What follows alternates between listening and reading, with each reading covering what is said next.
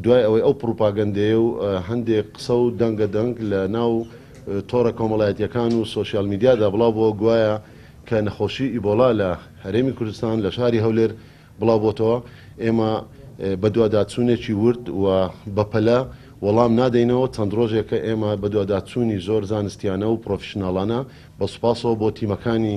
پسپۆڕی لە بەڕێوەبەتی کاروباری تەندروستی، ئەو تیمانەی کە اختصاسیان و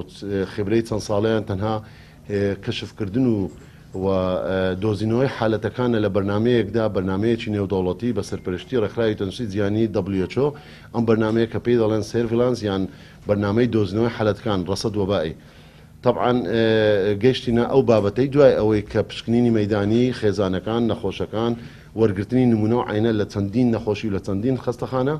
گەشتینە ئەو نەتیجەیە کە خۆشبەختانە پشکنینی تاقیگەیی خوێن بۆ ئەو نەخۆشانە هەمووی نێگەتیڤ بوو لە تاقیگەی تەندروستی گشتی کە مختبەر مرکزی لە شاری هەولێر. بەڵام بۆ کۆنفێرم یان بۆ دڵنیابوون و بۆ تاکیدکردنەوە ئێمە تەنسیقمان لەگەڵ وەزارەتی تەندروستی عێراقی فیدراڵ هەیە